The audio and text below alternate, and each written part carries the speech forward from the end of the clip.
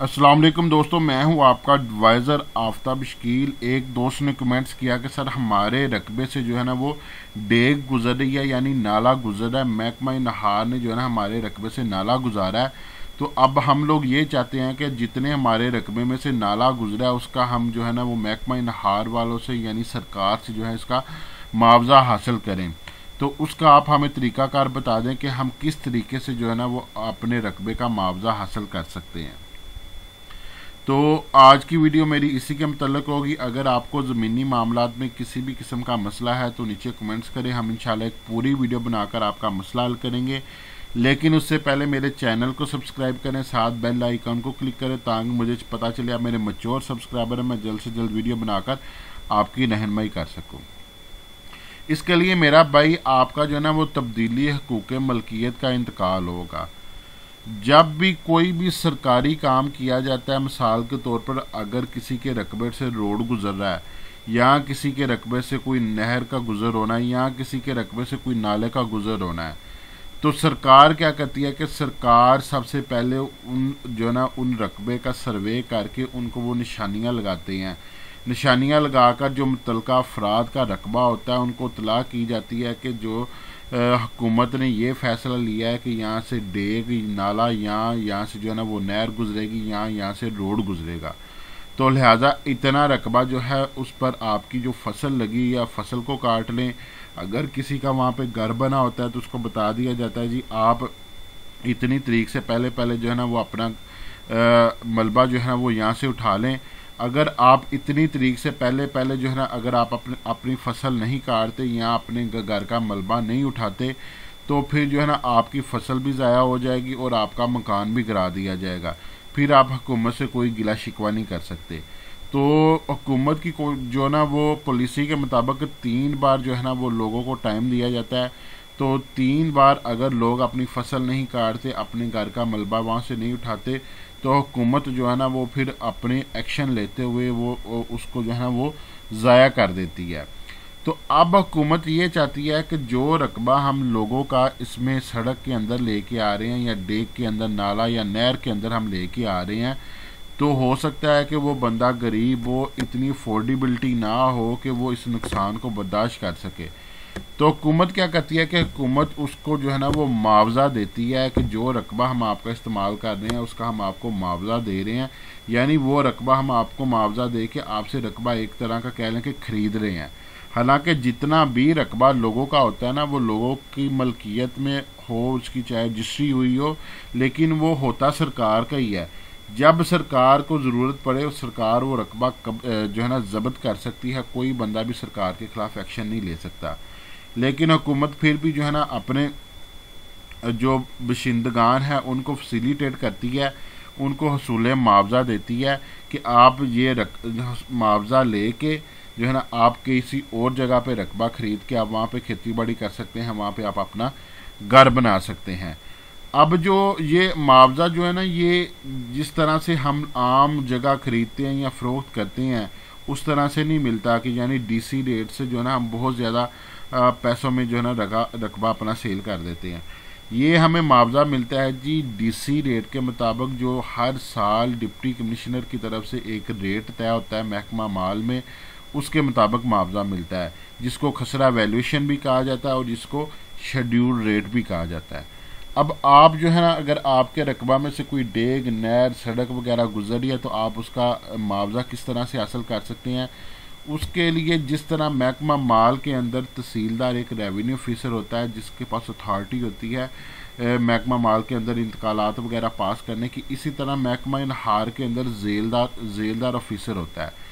जेलदार officer क्या करता है जी, आप जब आपको मुतला किया जाता है कि यहाँ से जो है ना वो डेग या नहर या जो है ना वो नाला गुजरेगा, तो वो फिर आप जाते हैं जी जाके महकमा नहार में जो है ना वो जेलदार से मिलते हैं। जेलदार क्या करता है कि आपका रिकॉर्ड चेक करते हुए आपके किला मरबा खसरान के मुताबिक जो है ना आपको एक रिपोर्ट तैयार करके दे देता है जी आपका इतना रकबा जो है ना वो उस डेग इस नहर के अंदर आता है। तो इस तरह की वो रिपोर्ट आपको दे देता है। तो साथ में जो है ना आपको महकमा नहार की तरफ से ना एक लेटर जारी कर दिया जाता है जी असिस्टेंट डायरेक्टर लैंड रिकॉर्ड के नाम। अगर आपका रकबा जो है राजिद कार्ड सेंटर में आ रहा है, अगर आपका रकबा जो है ना वो तहसीलदार के पास आ रहा है तो फिर तहसीलदार के नाम लेटर जारी कर दिया जाता है।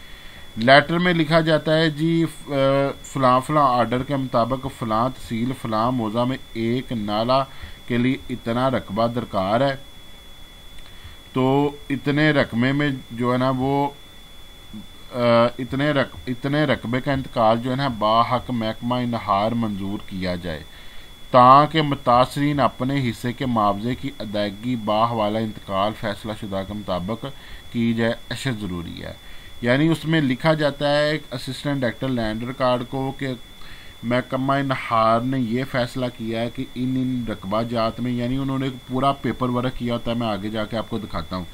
तो इन रकबा जात के इन किला मरबा खसरान खेवड़ में से जो है ना वो यहाँ से एक नाला गुजरेगा, तो ये तमाम ता रकबा जो है ना वो महकमा इनहार के नाम पे किया जाए और इसका इंतकाल पास करके मुतासरीन को जो है ना उसकी कॉपी दी जाए, ताकि वो अपने हसूल मुआवजा वहाँ से यानी रकम की अदायगी ले सकें महकमा इनहार से।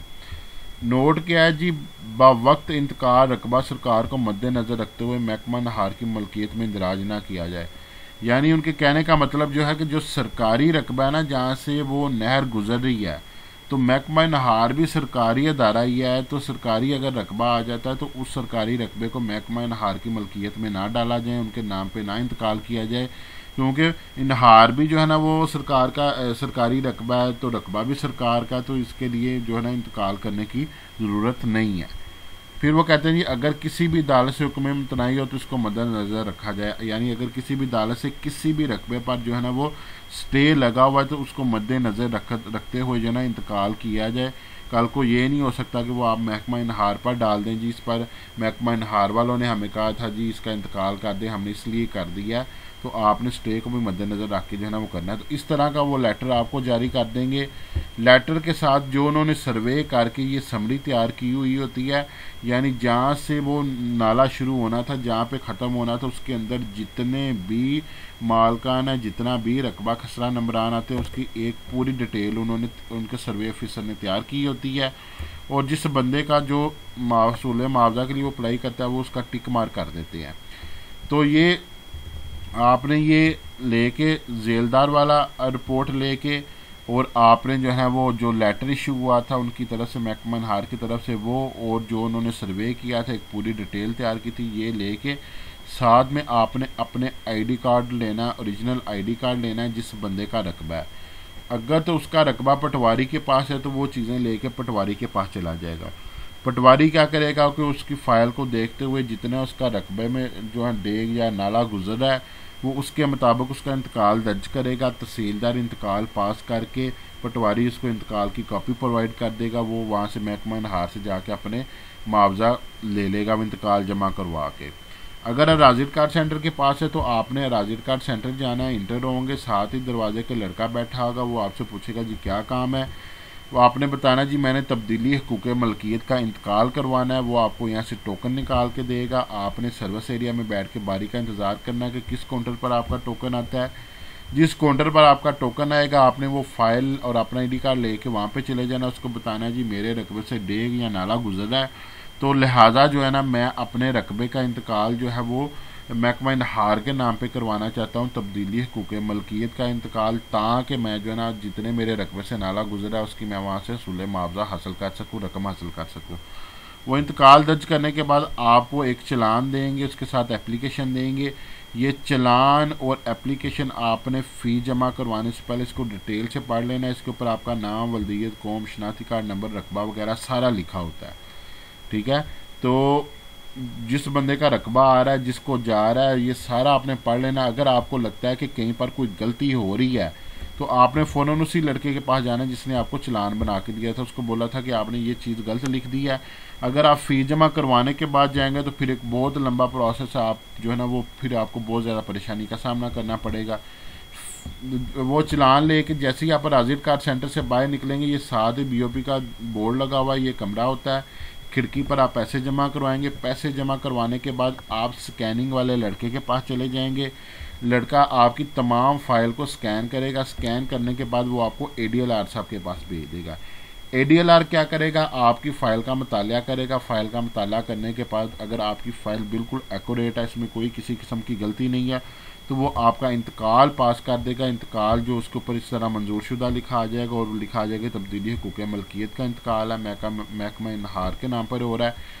ये इंतकाल लेकर आप क्या करेंगे जी, आप महकमा नहार चले जाएंगे। महकमा नहार जाके आप दिखाएंगे जी, ये देखें जी, हम मेरा इतना रकबा था, मैंने इसका इंतकाल जो है तब्दीली हुकूक मलकियत का महकमा नहार के नाम पे करवा दिया है, तो लिहाजा मुझे जो है ना मेरा मुआवजा दे दिया जाए। तो महकमा नहार वाले उसका जो मुआवजा बनता है उसको उसका मुआवजा दे देंगे।